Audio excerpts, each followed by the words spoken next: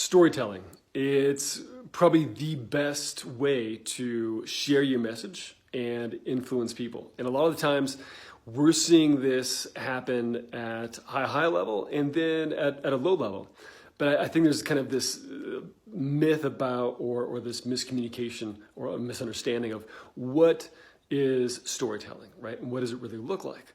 And how do you actually tell a good story that's going to provoke a response or get people to be persuaded, right? Or influence someone to draw them a little bit closer to your brand or your message. And it's something that we really do a lot of inside of our campaigns. Now, storytelling in the world has always been around, right? Since we were cavemen and being around campfires and illustrating and telling the story of how we caught the antelope, right? What we did. And then years later of movies, right? Cinema, entertainment. We all gather around Netflix, right? That's storytelling in its own way, shape, or form. So a lot of the times when you're seeing people post, real estate agents are posting something on Facebook saying, hey, check out this house, it's a 3-bedroom, 2-bath, right? They're just giving the stats, right? They're not telling the story behind it, right? This property is 117 years old.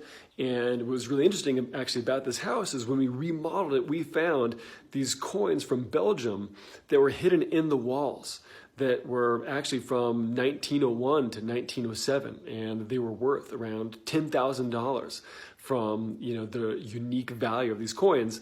And the house actually was originally from some person that made these amazing clocks from Belgium that moved here. But his little kid was taking the coins and putting them into a little shaving slot that they used to have in the 1940s, right? They would put a little razor after the gentleman's shave into the wall, and it would go down there where the little boy took coins and placed them in there. And when they remodeled the bathroom, they found all of these amazing priceless coins, right? That's a story, right?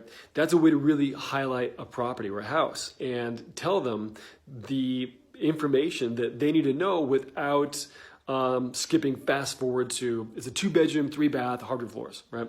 That's boring. No one really wants to digest that information. They want to hear the story component of it. They also want to hear success stories, right? They also want to hear stories from your clients. So think of a story of you have a client that you sold the property $18,000 over asking price, and you sold it in less than 30 days. That right there is an opportunity to do a video, right? To create a video with them, interviewing them about, what it was to work with you. And then you can slice in there that, right, think of the headline, see how this property, or see how I sold this property, $18,000 over asking in less than 30 days, right? See exactly how I did it. Watch the full video here. Then the rest of the video, beyond the testimonial of the client, is you talking about the marketing, right? You created a video, you created a drone video, a Facebook ad, an open house event. You sent out an email campaign, right? You did open house events. And then you broadcasted the drone video, in Facebook and Instagram marketing to people within a 5-mile radius. And you did neighborhood tours, right? Community events around it. Label all the things that you basically do, and that is your listing presentation that's going to influence people. And who wants to watch that, right? People that want to sell their house and make money, right? Sellers, homeowners. So that's your storytelling piece right there, right? For example, that's something you can easily do. You don't have to have high-end photography. You can do it on your phone, right? Or you can just write a blog article about it and use some images, right? Make it engaging, but tell a story around it. Then from there, let's say you run an ad out to maybe a 10-mile radius around the property that you had sold, an article that says the top 10 things you can do to sell your house for more than it's worth. Read the full guide here. Well, that is a great article that someone may want to read. And by the way, using like listing type of listicles like top 10 things you should do or top 7 things you should do, those typically end up in a higher click-through rate when you have a number associated with it, right? For some reason, it's easier to digest. We call them listicles. So you have a listicle, people read that article. Well, let's say that you then pixel, right? You have a Facebook pixel, anyone that engages or reads that ad or that blog article. You then retarget them with the case study on how you sold a house for $18,000 over asking in under 30 days, right? That's your case study that you're going to use to influence those individuals. Well, number one, who wants to read that first article? Homeowners. Then who is then going to then watch the case study?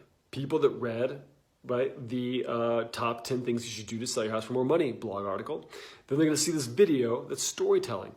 Each one of those components is telling a story in some way, shape, or form, right? It's not always a cinematic, big reveal or a romantic story. It's going into how X happened.